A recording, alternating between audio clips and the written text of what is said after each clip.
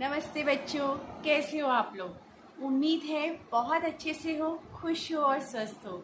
मैं सोनिया गुसाई, आपकी हिंदी अध्यापिका। उम्मीद करती हूँ आप लोगों ने मुझे सब्सक्राइब किया हुआ है। तो आइए बोर्ड पर देखते हैं बेटा। आज हम पाठ 15 विराम चिन्ह पढ़ेंगे। विराम का अर्थ होता है ठहरना या रुकना, यानी कि किसी भी भाषा को बोलते, पढ़ते या लिखते समय जब हम उसमें भावों या विचारों को स्पष्ट करते हैं तो हमें वाक्य के मध्य में या अंत में रुकना पड़ता है। इसी रुकावट या विश्राम का संकेत देने के लिए हम जिन चिन्हों का प्रयोग करते हैं उन्हें हम विराम चिन्ह कहते हैं। यानी कि अगर इसे हम संक्षेप में समझेंगे तो इसी तरह से समझेंगे संक्षेप में कि भाषा को लिखते समय विराम को दर्शाने के लिए जिन चिन्हों का प्रयोग किया जाता है उन्हें विराम चिन्ह कहते हैं। भाषा को स्पष्ट करते समय बेटा हमें बहुत सारे विराम चिन्हों की आवश्यकता होती है, जिसमें सबसे पहले हम जानेंगे पूर्ण विराम। पूर्ण विराम किसे कहते हैं बेटा? वाक्य की समाप्ति पर पूर्ण विराम चिन्ह का प्रयोग किया जाता है। यानी कि जब हमारा वाक्य समाप्त हो जाता है तो वाक्य के अंत में हम पूर्ण विराम का प्रयोग करते हैं। जैसे कि अगर मेरा वाक्य खत्म हो गया, मैं कहना चाहती हूँ कि आप मेरे घर आइए, मेरा भाव खत्म है, मेरा वाक्य खत्म है, तो मैं क्या करूंगी? इसके अंत में जो है पूर्ण विराम का चिन्ह लगा दूंगी।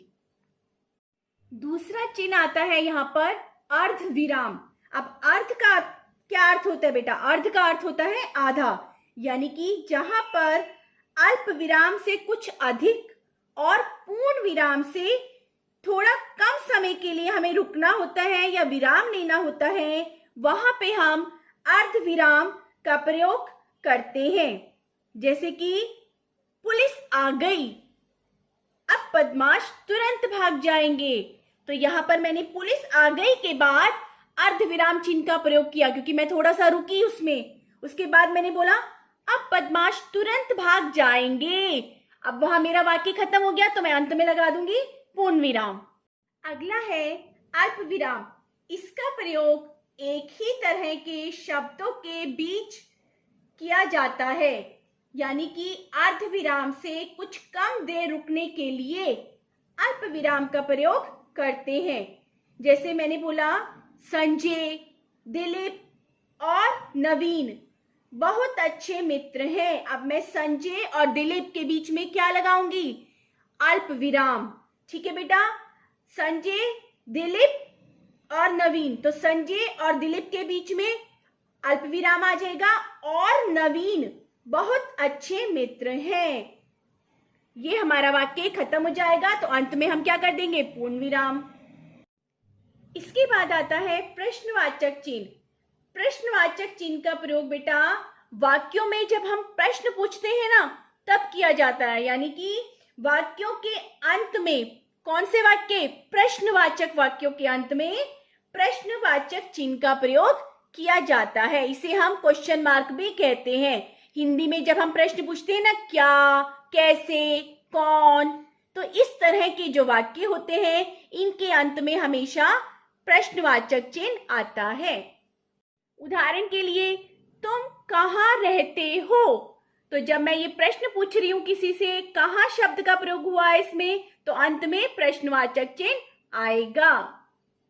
इसके बाद आता है विस्मयादि बोधक चिन्ह। हर्ष, शोक, भय, घृणा, विस्मय और संबोधन के लिए जिस चिन्ह का प्रयोग किया जाता है उसे विस्मयादि बोधक चिन्ह कहते हैं। जैसे उदाहरण के लिए देखिए बेटा, वाह मजा आ गया, तो वाह के बाद हम कौन सा चिन्ह लगाएंगे? विस्मयादि बोधक। ठीक है। या एक और उदाहरण देखिए बेटा, अरे आप आ गए, तो यहां पर आश्चर्य हुआ ना, किस शब्द के द्वारा? अरे। तो अरे के बाद हम विस्मयादि बोधक चिन्ह लगाएंगे। आप आ गए, इसके बाद हमारा वाक्य खत्म हो गया गए पर, तो वहां पर अंत में हमारा पूर्ण विराम चिन्ह लगेगा। इसके बाद आता है निर्देशक चिन्ह। किसी कथन से पहले, उदाहरण देने में, संवाद लिखने के लिए या विवरण आदि के लिए निर्देशक चिन्ह का प्रयोग किया जाता है। जैसे कि अगर मैंने बोलना है काल के 3 भेद हैं, तो इसके आगे मैं डैश लगा दूंगी, निर्देशक चिन्ह है ना, उसके बाद उसके नाम लिखूंगी। या अगर मैं कहना चाहती हूं कहावत है नाच ना जाने आंगन टेढ़ा, तो कहावत है के बाद मुझे निर्देशक चिन्ह लगाना होगा, उसके बाद मैं अपनी कहावत को लिखूंगी। कोई भी कहावत हो सकती है बेटा। इसके बाद आता है योजक चिन्ह, इसे हम विभाजक चिन्ह भी कहते हैं। ये जो है बेटा निर्देशक चिन्ह से मिलता जुलता होता है, लेकिन निर्देशक चिन्ह जो होता है थोड़ा आकार में बड़ा होता है, लेकिन योजक चिन्ह जो होता है वो छोटा होता है। ये मैं आपको इसीलिए बता रही हूँ ताकि आप कंफ्यूज ना हो। बहुत सारे बच्चे इस चिन्ह में कंफ्यूज हो जाते हैं। इसका प्रयोग कहाँ किया जाता है? इसका प्रयोग किया जाता है जब हम दो शब्दों को जोड़ते हैं या कोई तुलना वाले शब्दों को एक साथ लिखते हैं, तो वहां पे हम योजक चिन्ह का प्रयोग करते हैं। जैसे कि माता पिता, इसके बीच में योजक चिन्ह आता है।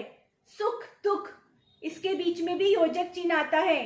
या फिर हम बोलते हैं ना जैसे कि कोमल सा, सुंदर सा, तो कोमल सा के बीच में योजक चिन्ह आ जाएगा, सुंदर सा के बीच में योजक चिन्ह आ जाएगा।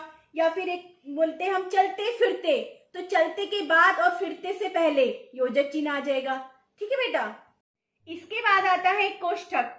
इसका प्रयोग किसी भी वाक्य को लिखते समय जब हम किसी शब्द का अर्थ स्पष्ट करते हैं तो वहां पे किया जाता है, या किसी क्रम सूचक अंकों में, या कठिन शब्दों को स्पष्ट करते समय इसका प्रयोग हम करते हैं। तो कोष्ठक जो होता है बेटा मुख्यतः हिंदी भाषा में दो शब्दों को जब हम अलग अलग रूप में लिखते हैं तो उसके बीच में करते हैं। जैसे कि भारत माता की आराधना हमारा कर्तव्य है। अब आराधना शब्द अगर हमें सही समझ आ रहा है और हमने लिख दिया आराधना के साथ भारत माता की आराधना, फिर कोष्ठक में हमने लिख दिया पूजा, तो ये जो हो जाएगा इसका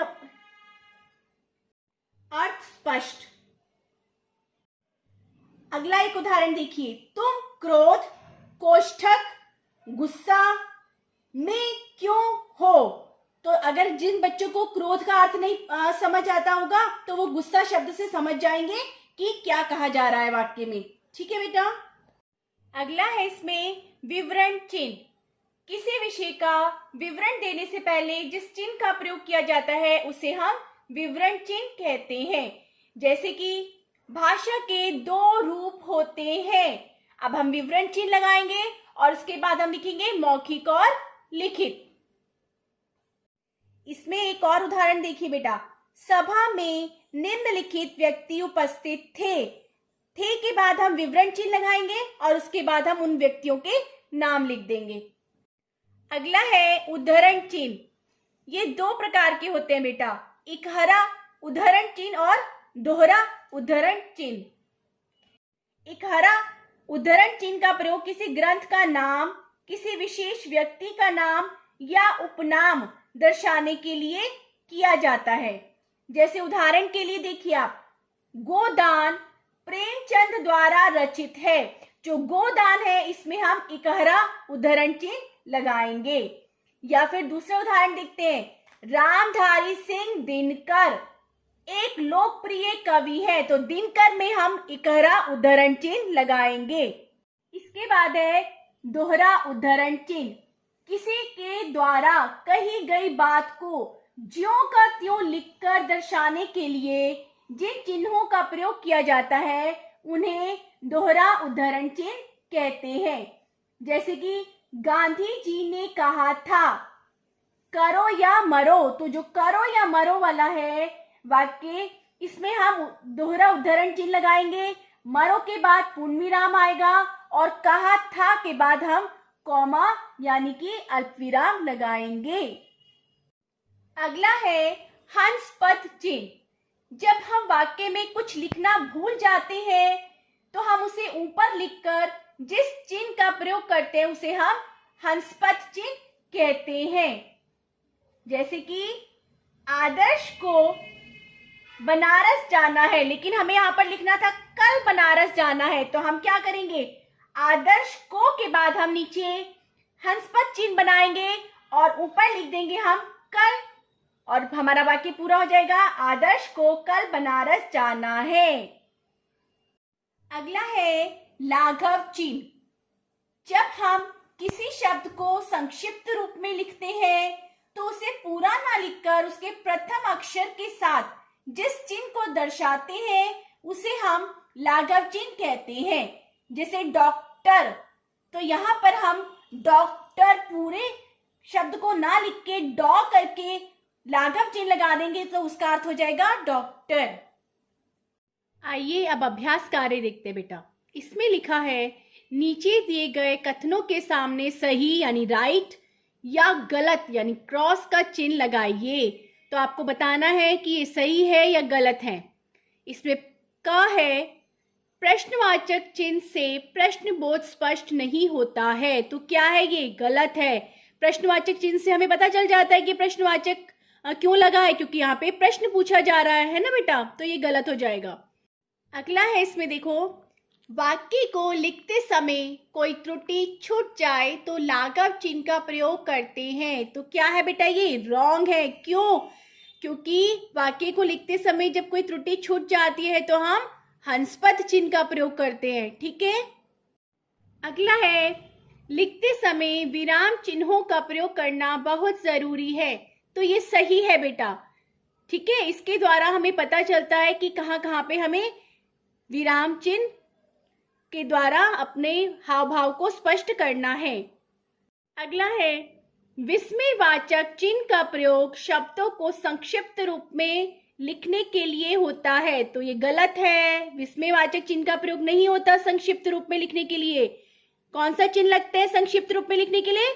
लाघव चिन्ह, है ना बेटा, तो ये गलत हो जाएगा। इसके बाद है, उद्धरण चिन्ह केवल इकहरे होते हैं, तो ये भी गलत होगा। क्यों? क्योंकि मैंने आपको बताया है उद्धरण चिन्ह दो प्रकार के होते हैं, इकहरे और दोहरे। कॉपी में आप बेटा दो ही प्रश्न करेंगे। विराम चिन्ह किसे कहते हैं, इसमें आप इसकी परिभाषा लिख देंगे, चाहे तो उसमें नाम भी लिख सकते हैं सभी विराम चिन्हों के जो हमने पहले पढ़े हैं। और एक और प्रश्न है, निर्देशक चिन्ह व योजक चिन्ह में अंतर लिखिए। ठीक है बेटा, ये दो प्रश्न आप कॉपी में करेंगे और जो पुस्तक का कार्य है वो सभी आप पुस्तक में करेंगे। इससे संबंधित आपको जो भी दिक्कत परेशानी होगी आप मुझसे वेबएक्स में या कमेंट बॉक्स में पूछ सकते हैं। धन्यवाद।